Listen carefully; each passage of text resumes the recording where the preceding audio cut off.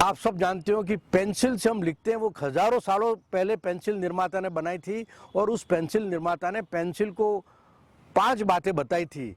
वो 5 बातें हैं जो पेंसिल में हैं, इसीलिए पेंसिल आज भी चल रही है। पहली बात पेंसिल निर्माता ने पेंसिल को बताई कि अपने आप को समर्पित कर दो। ये सफलता के मंत्र हैं। पहला मंत्र है अपने आप को समर्पित कर दो।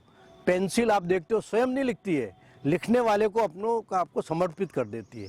आपने भी जो लक्ष्य बनाया है उस लक्ष्य के प्रति अपने आप को पूर्ण रूप से समर्पित कर दो, तभी आप आगे बढ़ सकते हो। सफलता के लिए बहुत बड़ी बात है, आप समर्पण भाव से यदि कोई कार्य करोगे तो निश्चित तौर पर आप आगे बढ़ोगे। दूसरा सफलता का मंत्र पेंसिल निर्माता ने पेंसिल को दिया कि कष्ट मिलेंगे। उन्होंने कहा कि जब पेंसिल को छीला जाता है तो उसको कष्ट होता है, लेकिन छीलने के बाद में वो एक्सीलेंट प्रदर्शन करती है। वही बात हमारे साथ भी घटित होती है।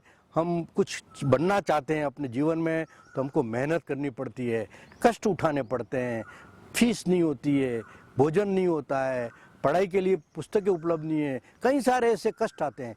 लेकिन उन कष्ट को झेलते हुए भी यदि आप उस कष्ट वाली समस्या का किसी को कहने की ज़रूरत नहीं है, उन कष्टों को सहो, आप जरूर निश्चित तौर पर सफल होगे।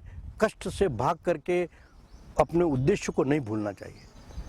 तीसरी बात जो पेंसिल निर्माता ने पेंसिल को बताई कि गलती करो, सुधार करो। हम देखते हैं कि जब हम पेंसिल से लिखते हैं तो हम रबड़ से मिटा सकते हैं, पेन से लिखेंगे तो हम नहीं मिटा सकते।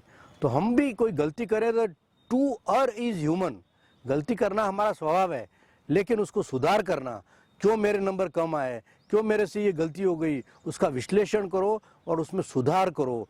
निश्चित तौर पर आप सफलता प्राप्त करोगे। उसका विश्लेषण करना जरूरी है, अपने आप को सुधार के लिए तैयार रखो। हम कई बार गलतियां करते हैं लेकिन गलतियों पर अड़े रहते हैं, जबकि हम सुधार करने की कोशिश नहीं करते। तो सफलता प्राप्त करनी है तो अपने आप को सुधार करना आवश्यक है। चौथी बात जो पेंसिल निर्माता ने पेंसिल को बताई कि तुम स्वयं महान हो।